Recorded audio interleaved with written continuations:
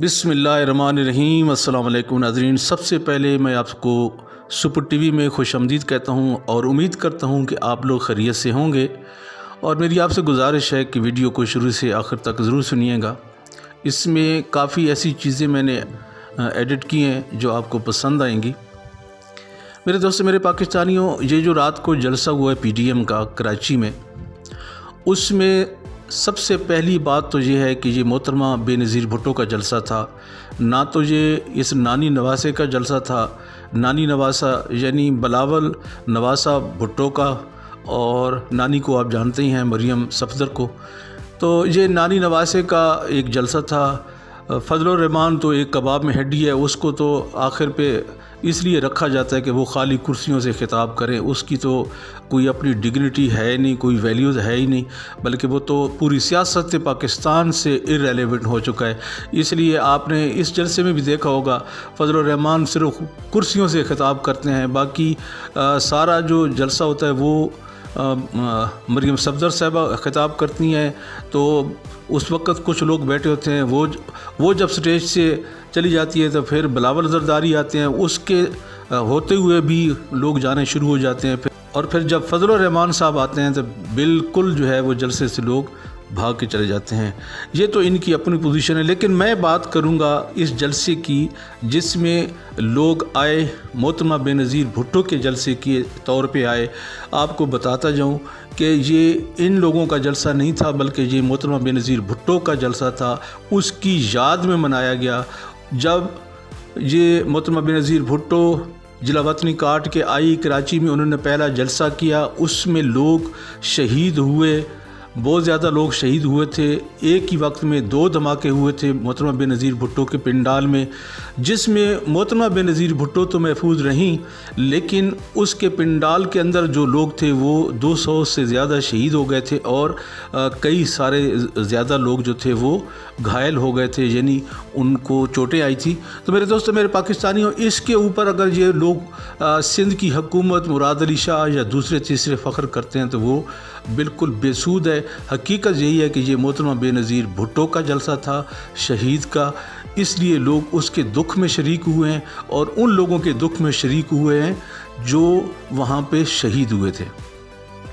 अब बात मैं करूँगा मरियम नवाज़ साहिबा की। मरियम नवाज़ साहिबा रात को बड़े गिन के इमरान खान साहब को बता रही थी कि नवाज़ शरीफ ने ये किया, नवाज़ शरीफ ने मोटरवे बनाई, नवाज़ शरीफ ने धमाके किए, नवाज़ शरीफ ने JF थंडर बनाया, और ये सारी चीज़ें उसको इमरान खान साहब को गिन के बता रही थी। तो वहीं पे उन्होंने इस बात का भी ज़िक्र किया, मरियम सफदर साहिबा ने, कि मेरा मजाक उड़ाया इमरान खान साहब ने।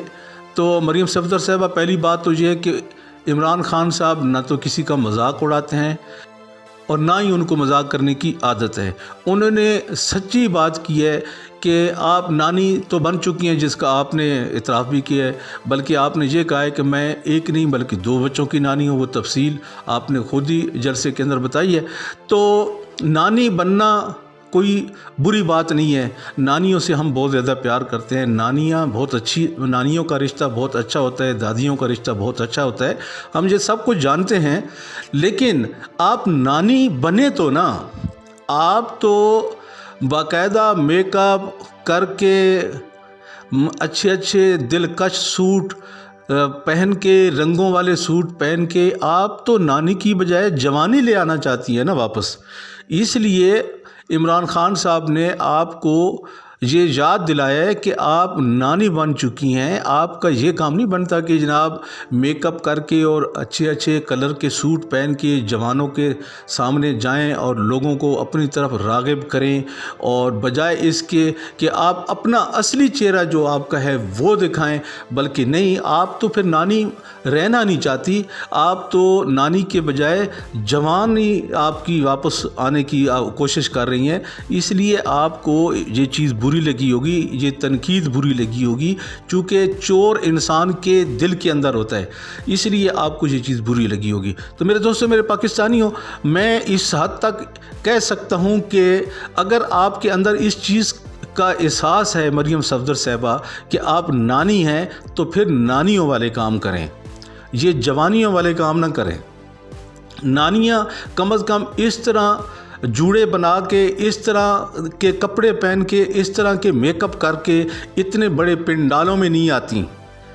اس لیے تھوڑا سا آپ اس چیز کو دیکھیں کہ آپ نانی بن گئی ہیں تو پھر نانیوں والے طریقہ کار بھی استعمال کریں۔ تو میرے دوستو، میرے پاکستانیوں، میں اس کے بعد آپ سے اجازت چاہوں گا، لیکن آپ نے یہ ویڈیو ضرور دیکھنی ہے جو ابھی میں اپلوڈ کر رہا ہوں کہ مریم نواز صاحبہ نے جن لوگوں سے جلسے میں خطاب کیا، وہ لوگ انسانوں کی طرح دکھتے تو ہیں، مگر ان کی جو سوچ ہے اس سوچ کو زرداری خاندان نے پنپنے ہی نہیں دیا، یعنی ان کو بننے ہی نہیں دیا۔ سندھ کے اندر زیادہ تر جو لوگ ہیں وہ ان پڑھ لوگ ہیں، اور ان پڑھ لوگوں کے سامنے جب یہ نانی صاحبہ اپنی اور اپنے نواز شریف باپ کی گن گن کے چیزیں بتا رہی تھی، ان کو کوئی سمجھ نہیں آ رہی تھی۔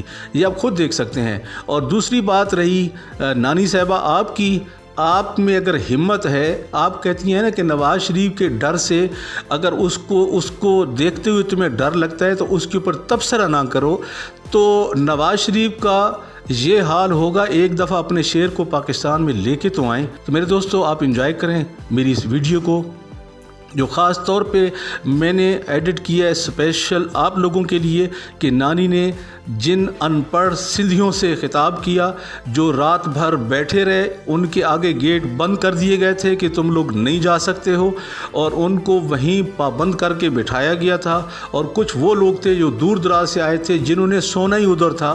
تو ایسے لوگوں کے سامنے تقریر کرنا وہ اسی کے برابر ہے، یعنی وہ انسان تو دکھتے تھے لیکن ان کی عقل اور شعور گائے اور بھینس جیسی تھی۔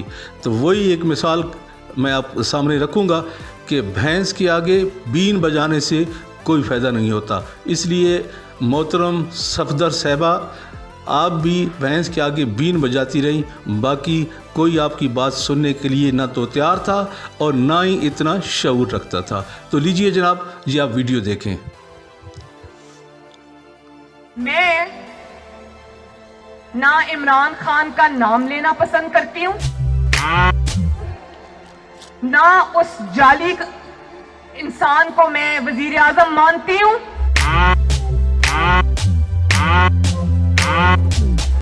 نہ میں نے اس کی جعلی حکومت کو کبھی تسلیم کیا ہے۔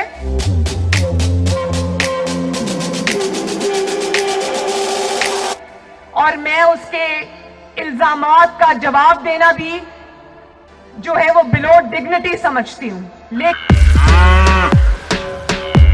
لیکن کل اس نے ایک ایسی بات کی جو میرے شاید مذاق اڑانے کی غرض سے کی گئی تھی، لیکن اس سے یہ جو خواتین یہاں بیٹھی ہوئی ہیں، مجھے کہا کہ یہ بچی ہے لیکن نانی ہے۔ تو میں اللہ تعالیٰ کا بہت شکر ادا کرتی ہوں کہ میں صرف ایک بچی نہیں، 2 بچوں کی نانی ہوں ماشاءاللہ۔ یہاں ہاتھ کھڑا کریں کتنی خواتین نانی ہیں؟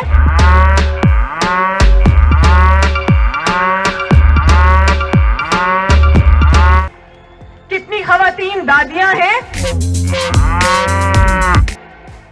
تو بتاؤ کہ کتنا خوبصورت رشتہ ہوتا ہے یہ۔